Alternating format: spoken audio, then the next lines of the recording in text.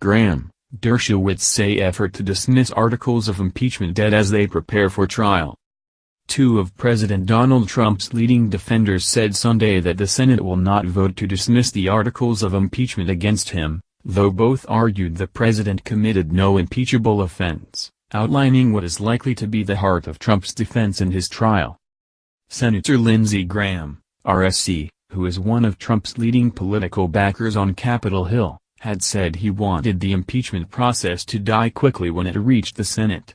On Fox News Sunday he called the process a partisan railroad job, but he said the effort to have the articles of impeachment dismissed before the trial is dead for practical purposes. The idea of dismissing the case early on is not going to happen. We don't have the votes for that, Graham said, adding that the Senate impeachment trial will likely follow the format of the one for President Bill Clinton in 1999. High-profile criminal defense attorney Alan Dershowitz, who has been named to Trump's legal team, said on CNN's State of the Union that a motion is not going to be made in the Senate to dismiss the case against the president as it was in the Clinton trial. But he made it clear he believes such a move would be warranted. Trump is accused of leveraging military aid to pressure Ukraine into announcing a pair of investigations that stood to benefit the president ahead of his 2020 re-election bid.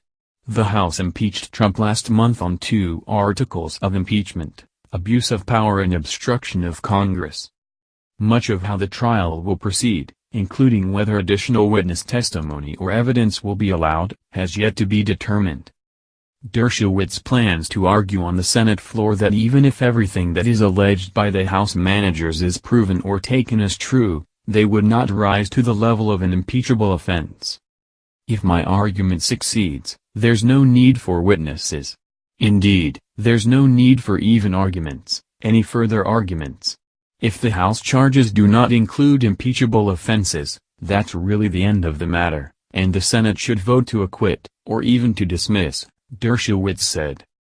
Dershowitz said he will be presenting a very strong argument based on that made in 1868 by former Supreme Court Justice Benjamin Curtis in the impeachment trial against President Andrew Johnson. Curtis' argument, according to Dershowitz, was that the framers intended for impeachable conduct only to be criminal-like conduct or conduct that is prohibited by the criminal law. Dershowitz asserted that neither of the 2 articles of impeachment against Trump are charges of criminal behavior.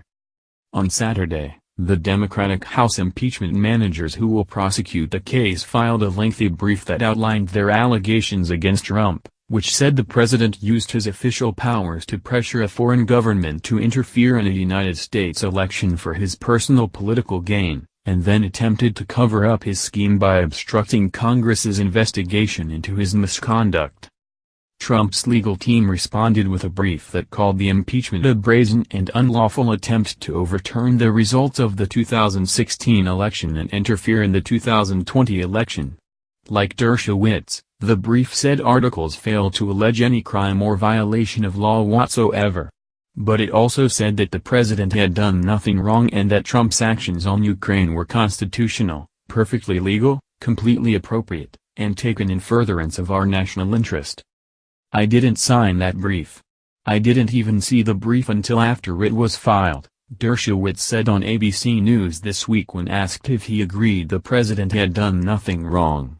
He said it didn't matter whether he thought what Trump did was acceptable, only if it was impeachable. My mandate is to determine what is a constitutionally authorized criteria for impeachment, he said. And abuse of power did not meet the criteria, he argued, because it is so open-ended. Half of American presidents in history, from Adams to Jefferson to Lincoln to Roosevelt, have been accused by their political enemies of abusing their power, he said.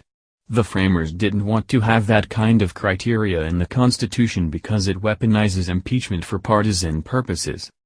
It should be up to the voters to determine if Trump abused his power or acted inappropriately, Dershowitz said.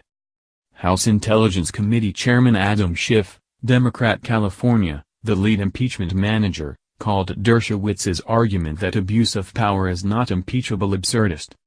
That's the argument I suppose you have to make if the facts are so dead set against you, Schiff said on This Week.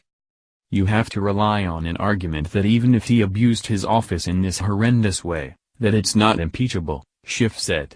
You had to go so far out of the mainstream to find someone to make that argument. You had to leave the realm of constitutional law scholars and go to criminal defense lawyers. Schiff said the mere idea of Dershowitz's argument would have appalled the founders, who were very concerned about foreign election interference.